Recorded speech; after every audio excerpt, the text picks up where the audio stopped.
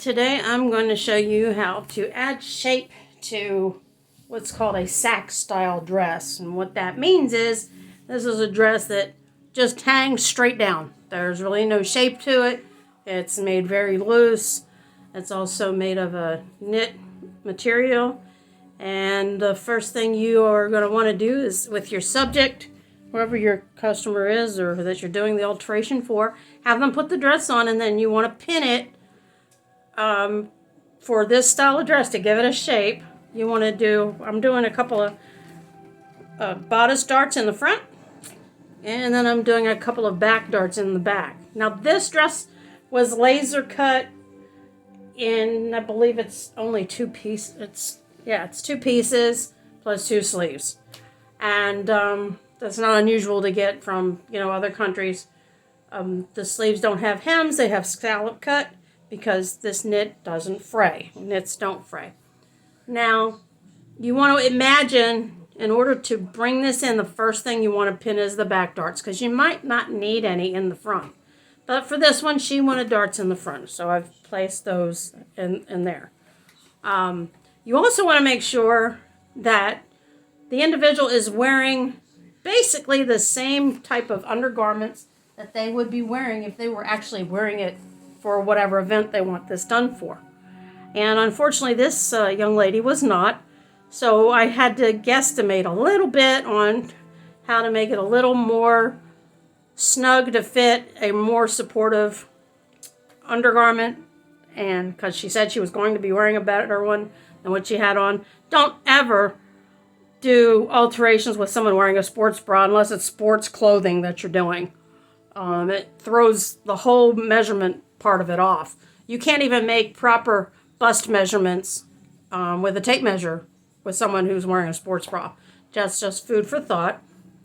So the first thing you do is you go to the back, and you imagine that center line that would be normally the center back seam, and you're going to have that's an imaginary line, and on evenly spaced from that line on the right and on the left, you're going to pin, I call them half moon darts. I don't know if that's the proper terminology, but I call them half moon darts because they start at a point, they curve in to curve with the body, and they come back out to a point. So you can make these darts, after you pin them, you can mark them however you want. You can use the markers that we all use for, marking darts. You can use the pencils, marking pencils. These are used for quilting as well. The only thing the reason why I'm doing it with tailor tacks is because nowadays you come across too many synthetic fabrics that may or may not be able to wash these out. And sometimes your customer doesn't have time to wash it to see if it will come out. You don't have time to wash it to see it'll come out.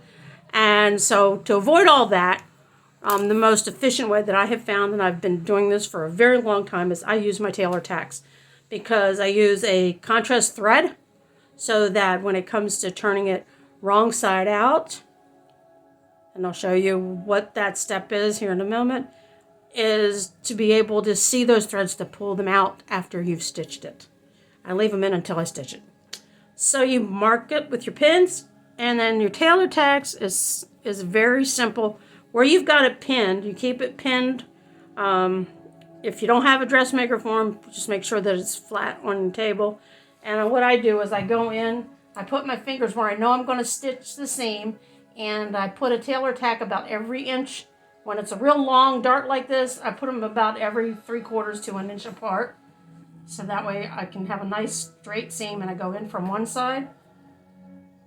And you want to have a lot of thread on your needle, because you want to have at least a 3-inch tail on that one side. Then I take it, go back through that same spot to the other side, and leave a loop that is about 3 inches.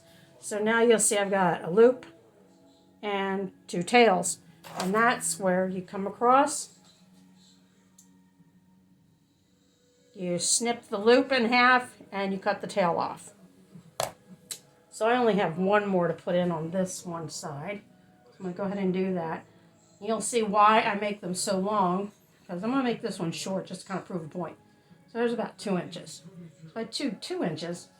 I really don't have enough to do 2 inches on the other side, because this becomes your matching points. But I'm going to leave it in there just to kind of show. And take that needle, snip right by that needle, and snip there.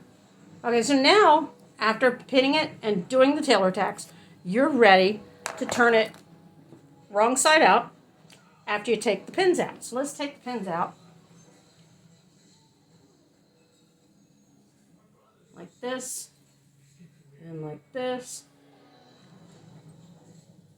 Now the key point here on the back when you're doing your back darts is at mid-shoulder blade is where your point should be. You can make them lower, but for her I had to pin them up a little higher to make it work for her body shape. It all depends on the individual. Your shoulder blade is your guide, and your shoulder blade, typically the tops would be right about here. And I put them up a little higher just because her body shape warranted it.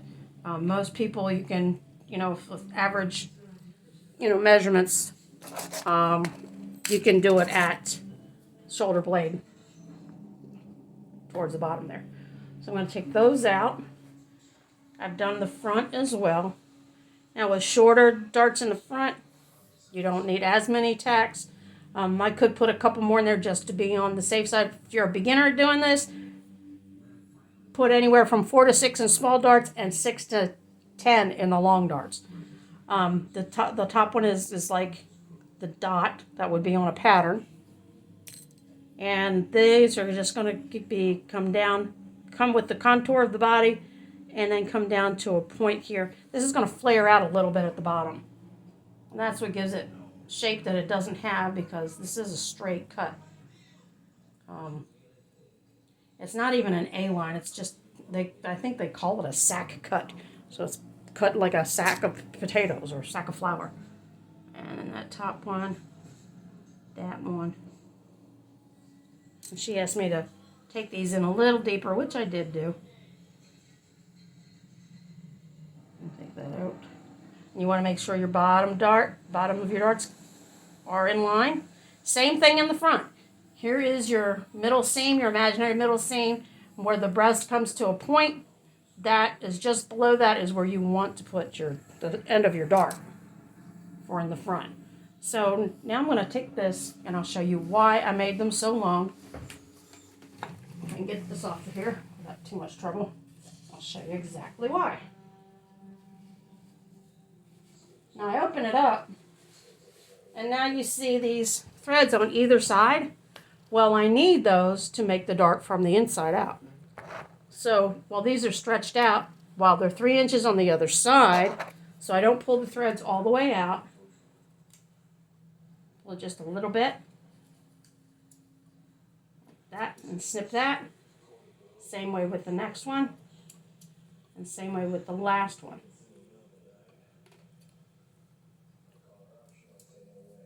Do this on the other side, because now this is the front. Like that, and like this. So this may look familiar to you now. I mean, this is like if you had it laying on your table with the right side down and wrong side up. And so you would do your tailor tacks or mark it with your tracing paper or whatever you choose to do. And go back. Whoops, get up there. And you want to match those threads up, pulling that to the inside. So my needle goes in where this thread came to, out the other side.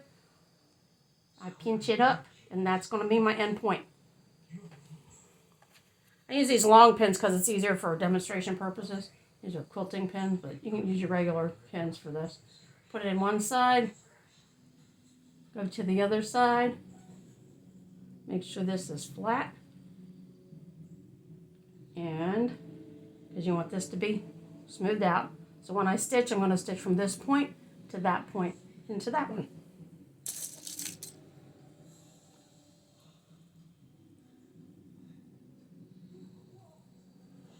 That is why you have the long tails for these.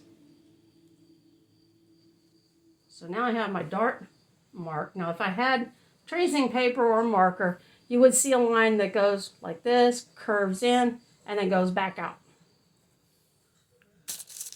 This way, I don't run the risk of this not being color fast and, you know, retaining any dye or the wax from the wax pencils that are used for marking clothing, or tailor's chalk.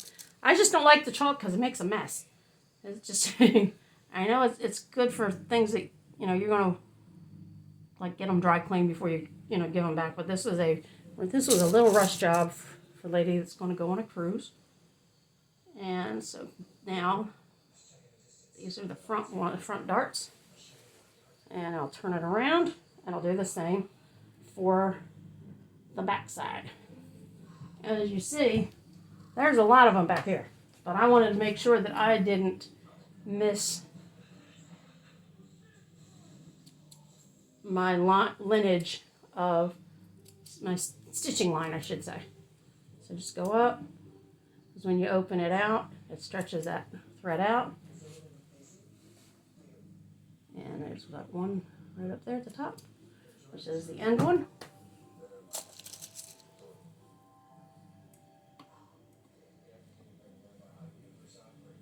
And I always go up underneath it with my hand. So it's like connecting the dots, even though it's threads. So the threads are your dots. So there's that one. Oh, there it goes. Oh, there's so many of them. Okay.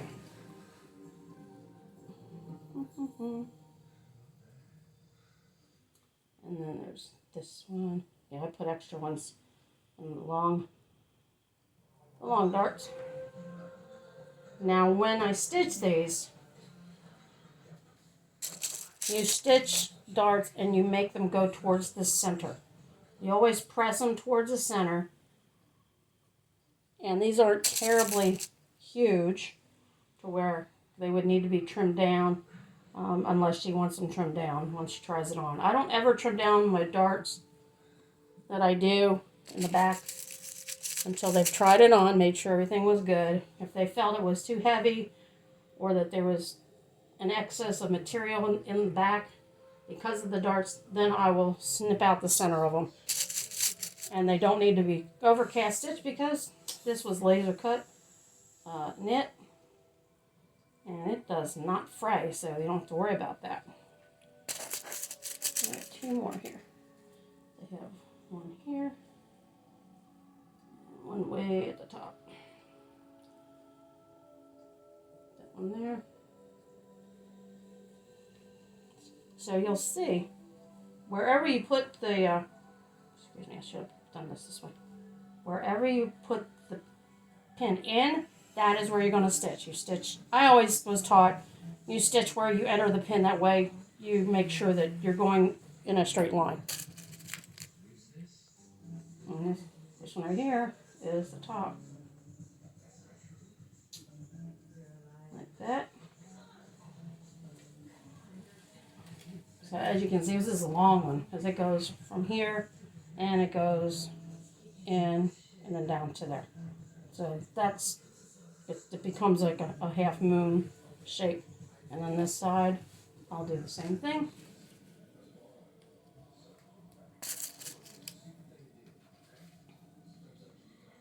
So that'll be the bottom there. Next pin, next pin. And this is why you make those threads so long, because when you open it up, now you have this long piece of thread that you can just snip in half, and that's how you match your imaginary dots for your dart. And that's how that works. So,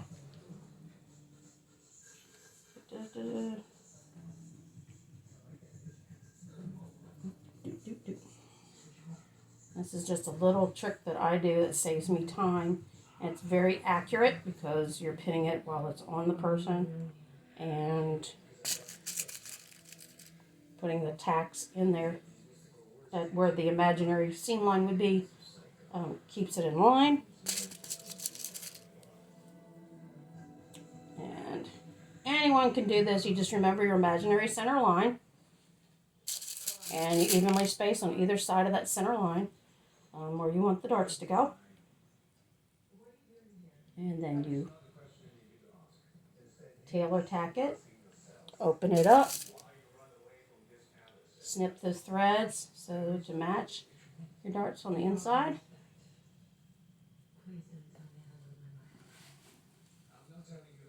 This has never failed me since I started doing it this way.